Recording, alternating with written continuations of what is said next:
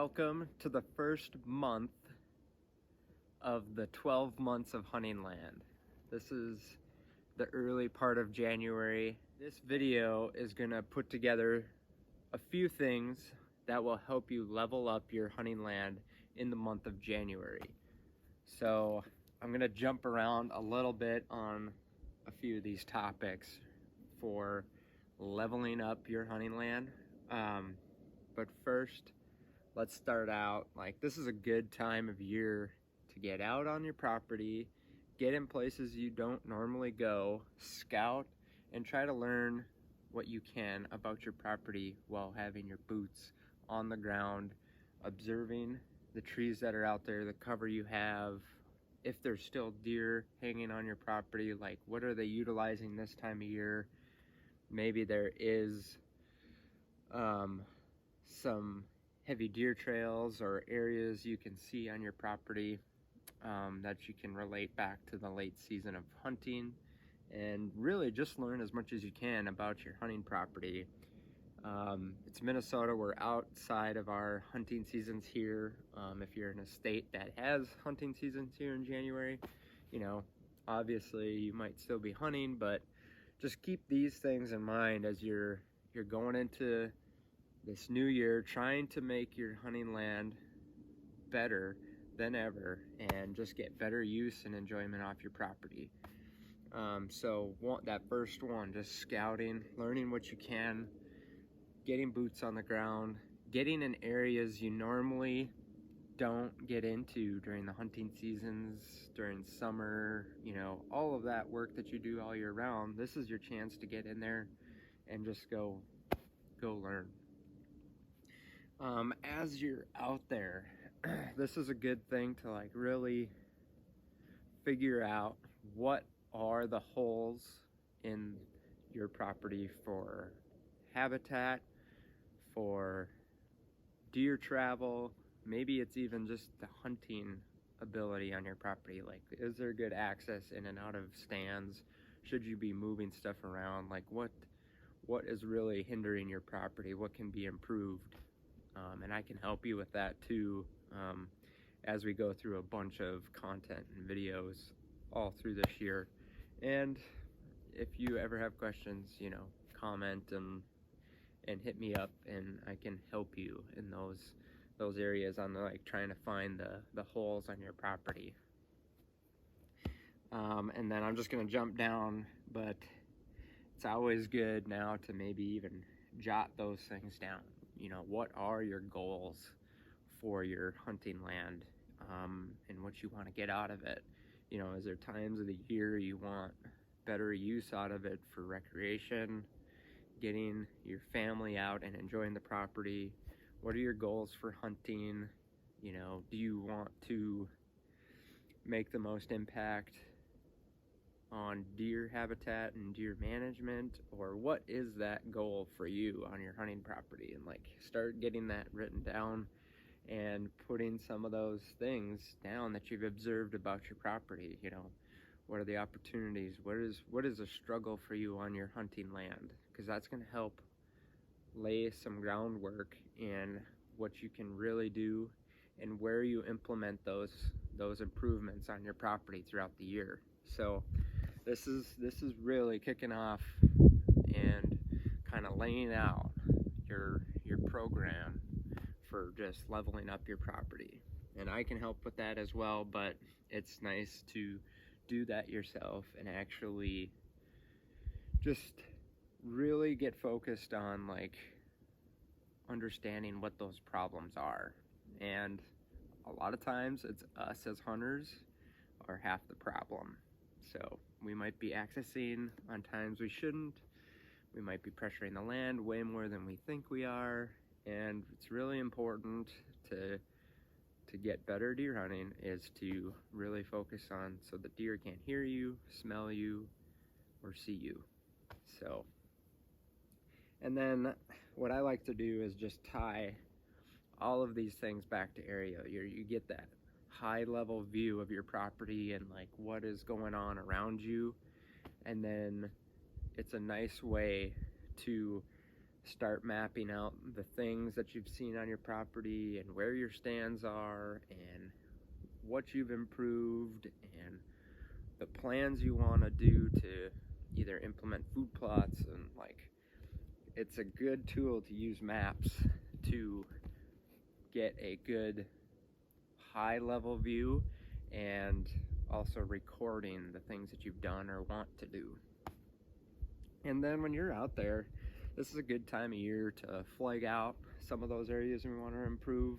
You can do some hinge cutting. You could just do some, full cuts and like clearing out some little areas to get better regrowth and regeneration coming in this spring. And maybe that's even clearing out some of those trails that you haven't been able to maintain, or maybe it's even starting to create a new trail or access on your property. This is a good time. There's not a lot of extra leaf cover and stuff that's getting in your way. You can kind of start laying that groundwork for a new road or access trail. And then it's a good excuse to start making those little pockets of better bedding cover and getting in there and actually cutting some trees and experimenting with how that affects your land. I'm not suggesting you do a ton of hinge cutting or a ton of clearing, and just, it's hard to get those trees back once you cut them. So it's better to take those little chunks and just experiment with how that impacts your property and see what happens, see that response on your property from when you do that. We'll get more into that kind of stuff as we go out throughout this year, but it's just a nice way to get in there and start doing some of that. This is a good time of year to do it.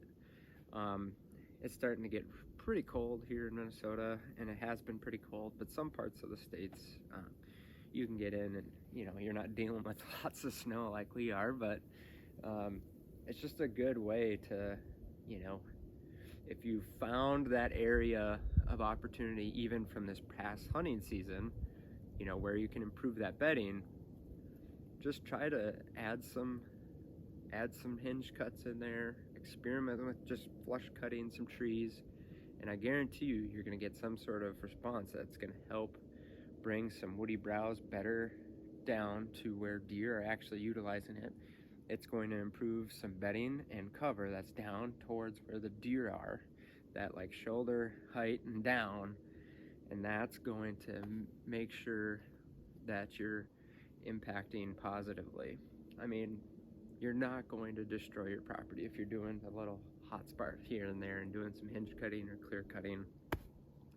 Just be careful when you're doing it. And what I like to do is, when we're out here, we even use just sawzalls and just target some simple smaller trees, and so you can learn and see how that works before you just go cut some big trees down. We don't have a huge dense forest here. We're in kind of some farm country, river bottoms areas here, so our habitat's a little different than once you get up in northern Minnesota when you have dense forests of popple and balsam and pines and hardwoods. And so just remember, this is a good time of year to experiment with some clearings and improving that ground cover and bringing food down to where the deer are. So I will dive into some more details about these things here that we're doing in January on our property, on some scouting we've done, and just showcasing some of the holes we've found on our property. And then we're going to just show kind of a little bit of what we're trying to do with this property and what our goals are for the property. We'll add in some aerial mapping in here to showcase kind of some of those ideas and getting our plan in front of us. And then we're going to go in and I'll just show you some things we would target for hinge cutting or even just flush cutting. And what we're planning to do here in another week or so, after we do some more hinge cutting, is we're going to come in and actually improve some of the brushy, low tree cover that provides a lot of woody browse right now. We have lots of dogwoods and willows and plums. And what we're going to do is we're going to start cutting some of those on the outside to see if we can get some fresh regrowth, which that fresh regrowth is going to be the most sought after for the deer. One, it's going to provide a lot more stems per acre, if you will, for cover, and then it's going to add a ton more food and better food that they're going to want because it's that fresh regrowth. And so we're going to do some behind us you can't really see, but we'll show a little bit more in the video on just some of those areas we want to improve and showcase. So here we go. Follow along, subscribe, like the channel. We have a ton of content we're going to produce this year to level up your hunting grounds, and we're going to break down each month so you can optimize your time on your land and get a better hunting season this fall. We are out on our property here, and we're just doing our scouting, learning what we can. I'll add in some more clips of some stuff we've already done here in January. It's even if you don't get your whole property, anything you can do to get in some areas you normally don't get and just learn something, that's going to just help you excel into this next year and forever, because then next year you can just chip away at different areas if you need to. So don't be too concerned with getting every inch of your property, but try to get some place on your property you just have never been, and what can you take away from that as you're walking around. I would recommend walking around. I'm already out of breath. Wow. But I mean, if you're using a snowmobile, four-wheeler, whatever, but pause when you're just heading down the road. That's why I like to walk when I do this stuff, but just stop in some different areas and just soak it in a little bit. What are you missing when you drive by these areas all the time and you're not thinking about it? So it's a good time to just slow down and really focus in and observe those different areas on your property. Okay, so we just scouted an area of the river farm that we've really haven't been in since before muzzleloader season started back in the end of November, right at the end of November. And we've gotten here, we checked a trail camera not far from here, and the bucks are in here still. There's a buck on camera as of yesterday. And then the day before that, there were some nice bucks. So we just kind of been milling around in some of these willow patches and dogwood patches. As you can see, it's completely protected in here. There's beds and stuff all over in here. I gotta say, I don't think we've seen them bedding and hanging out consistently on this river farm this late in the season. This is pretty cool to see. Okay, let me show you what we got. We got kind of trails going in and out of these dogwoods, and then we've got bed.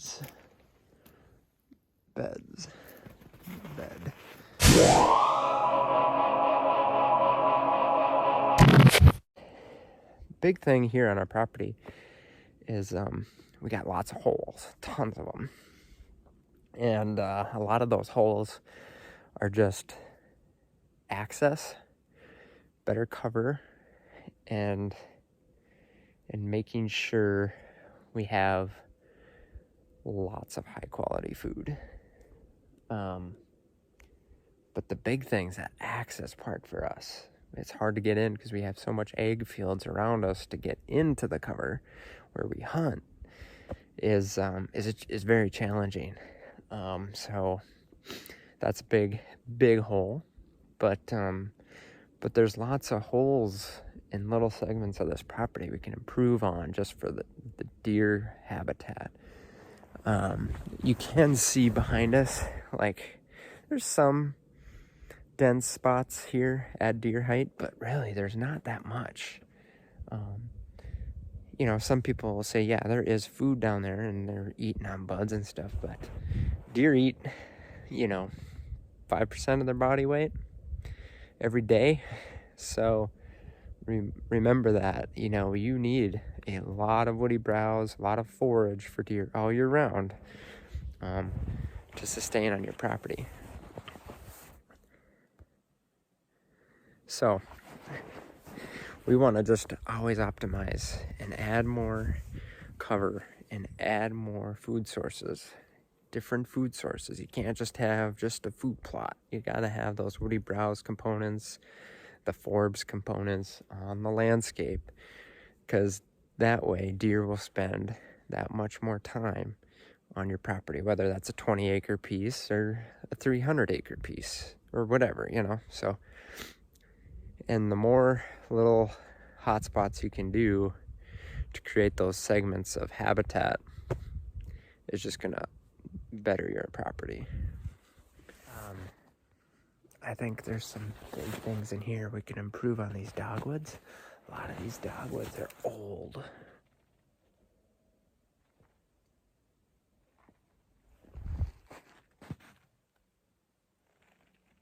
So I think what we're gonna do is try to cut some of these come February, March. Clean these areas up. Clean this area up. Because I've got big rubs in here. Wow, look at this. Oh my gosh. We got bucksign in here. They're utilizing this more than we think. We're going to improve this with some projects. Get some fresh growth. As you can see, there's some fresh dogwoods, but a lot of these are a lot older. We're going to clean some of them up. We're going to take the outer side and the inside here. We're going to just clip some. Try to regenerate some of that growth.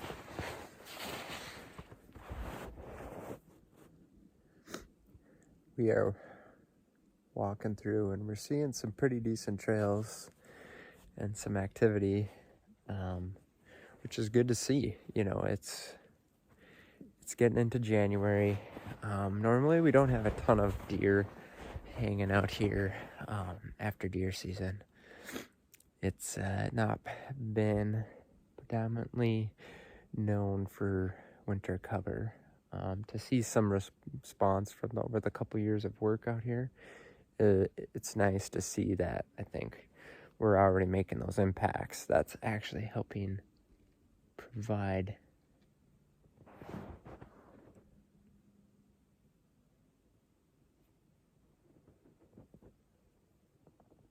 I thought I saw some turkeys, but I think I didn't. That'd be really cool if those were turkeys. Anyway, it's just really nice to see some of those positive responses now into later years after doing lots of work to the property. So,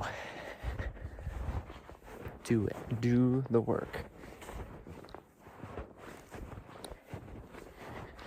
Well, my goal here for this property, for all the work we're doing to it throughout this next year, is I want to increase our daylight buck activity on the farm by double than this past year.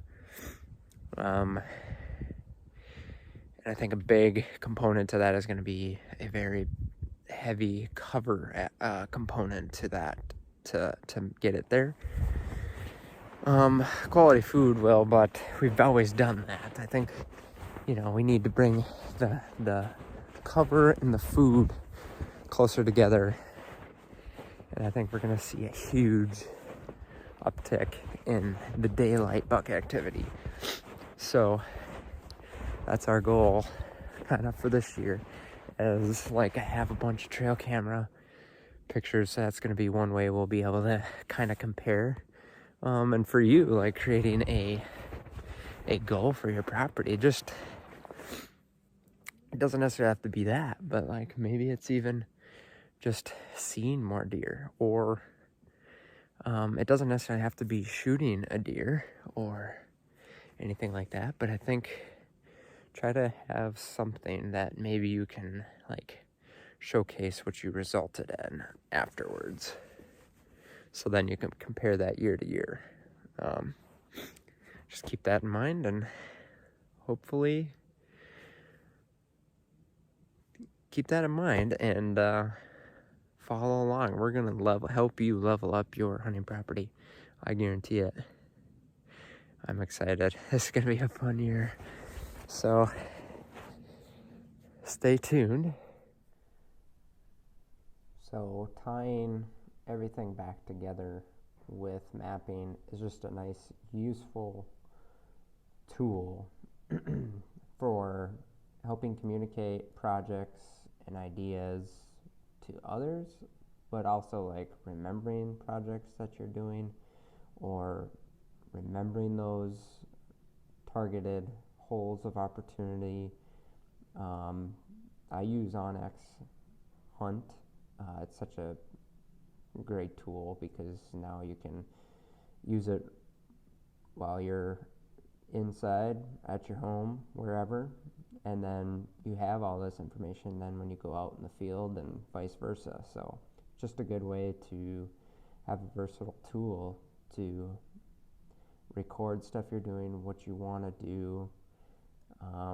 If you're showcasing ideas to family or other people you hunt with, or any of that, or if you have questions for me, it's a good way to bring up right on aerial imagery, and just a nice tool for so many things.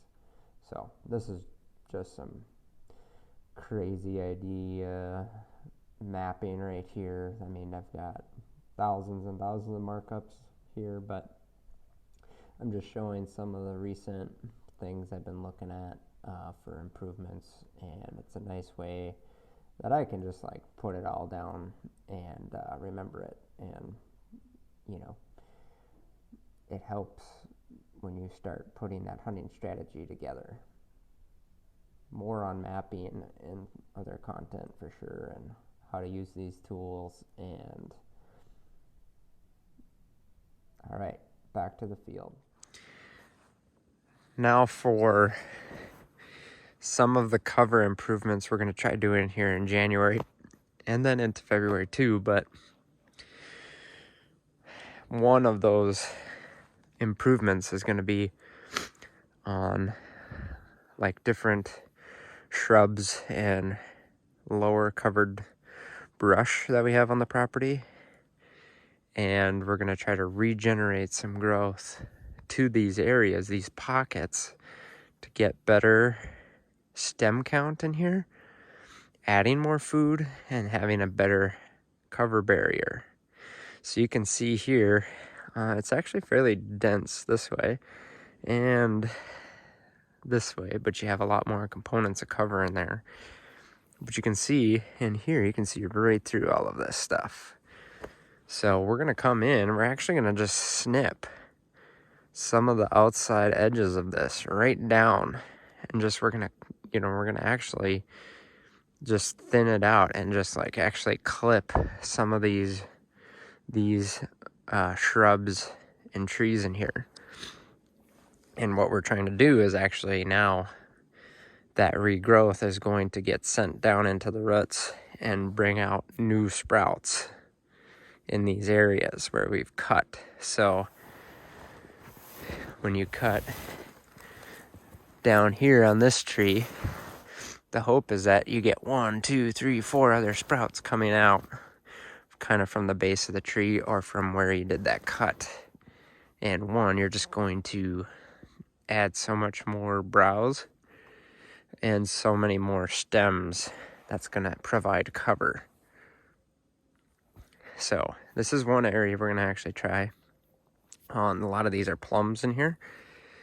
And then down in the river bottoms, we've got a lot of willow patches that we're going to do the same thing, is cut some of those more mature branches And some of the younger ones, we're going to experiment with how those responses happen with the different cuts you do.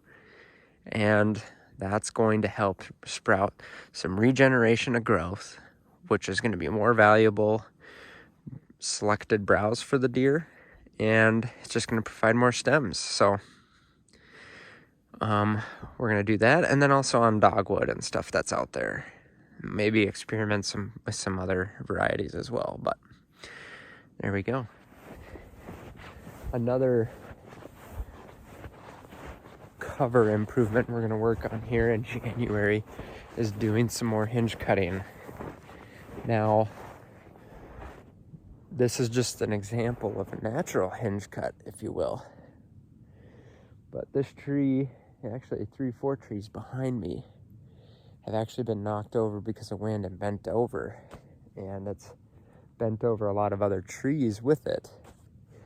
And the interesting thing here is it gives a lot of this horizontal cover and brings some more of the browse components down to the ground as well. So this kind of just naturally happened, but it's kind of cool to just see all of the growth coming off of this stuff, new growth. It's really cool.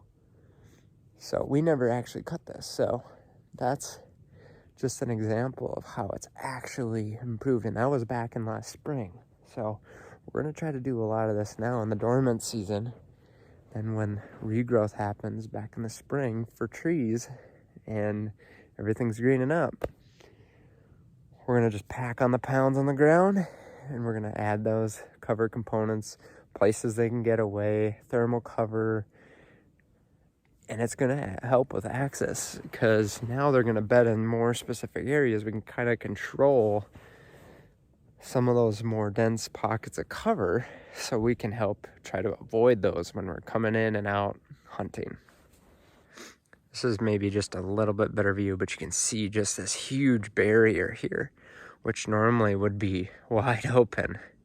And it actually, how it laid is pinching this down, and the deer are traveling right in this little pinch. So that's another way you can kind of lay these trees in a specific way to almost naturally, make deer travel follow, making that travel follow a certain pattern.